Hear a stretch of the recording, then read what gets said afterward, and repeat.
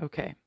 So this passage is one that I think about a lot because I really do genuinely want to understand it. Um, because during my lifetime, I have never seen this in play in the church at all. Um, and I don't understand why. And so, like, I understand that why from an earthly perspective, women would rankle against this, but I also understand that everything that we are commanded and given, that from the Lord so often starts out feeling like a curse or a judgment or something bad. And then when you step into it, there's something beautiful there, right? And I just want to understand it so that I can implement it to the best of my ability in a society that is kind of let go of this. But and so it's never been modeled for me properly. And it's something that I'm sure going back was mis misused and like, because I know that I've heard this quoted in certain ways that is just that is not in consideration for women, that is just shut up and you know that kind of belittling thing, which I don't think it was, because nothing about the Lord would make me believe that that's what this is, what the core of this is. I'm not saying it wouldn't be something hard for women, but God asks us to do all kinds of hard stuff, right? But I'm only going to focus on this last little part because I could dig into each one of these, the things that I wonder.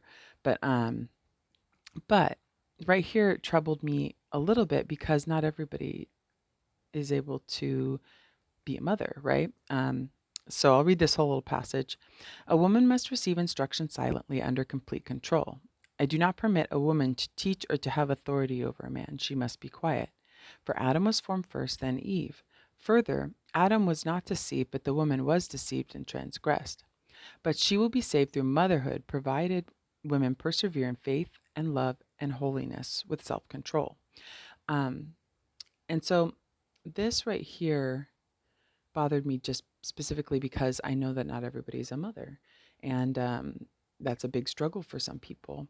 And also because in language exchange that I did, this is translated in some other languages very clearly as she will be saved from like childbirth, like pains in childbirth, which was one of those things that when I did look into it, that was a disputed kind of translation because that particularly, like, the wording could go either way, but that one doesn't really make sense in the context. Um, and what I have been wondering about, and I'm not saying I know exactly what it all means. I've just been wondering because I am a mother, and I am a mother of a teenager right now, and there's a lot of things that I've recognized. So if I'm struggling with something, if there's a problem with my child's behavior or something going on, I have learned before I try and do anything to correct it or say whatever about it, or resolve it. I have learned after much of being humbled this way to contemplate it and to look at myself.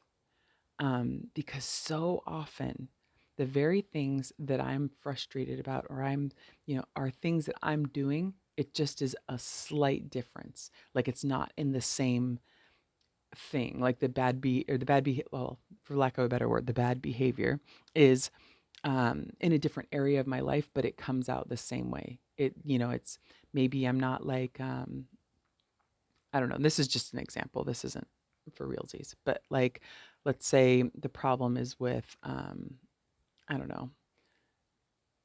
Well, let's just say like from my own experience, some problems with drugs when I was a teenager. Like if the problems were with drugs, maybe as a parent, I would not have had any problem with drugs. And so it's really easy for me to say those drugs are a problem. That's a problem.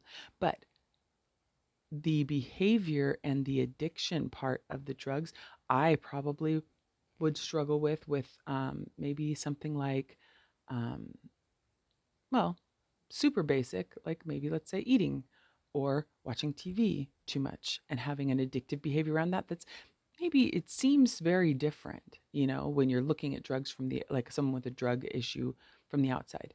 But the inside motivators, because that's been not been my story for a long time.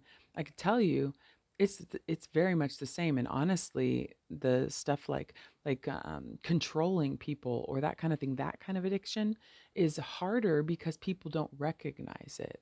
And so, anyways, all that to say, it just makes me wonder if this is referencing some of the things that in motherhood, when you are reflective and paying attention, if the Lord teaches us that way, like showing us things about ourselves through our children, if we are willing to see and learn.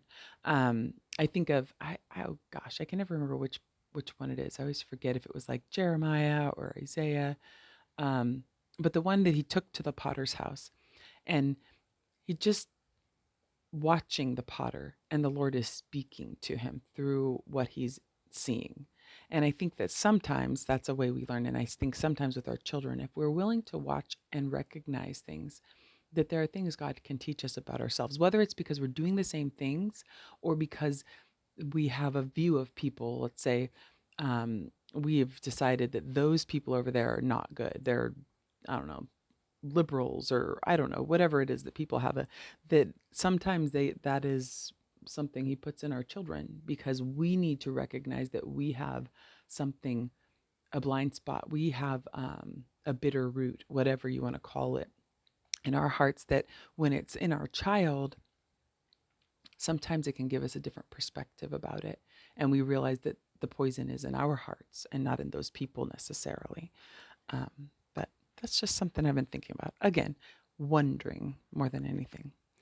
But I'm wondering about all this stuff, but I'll get to that later.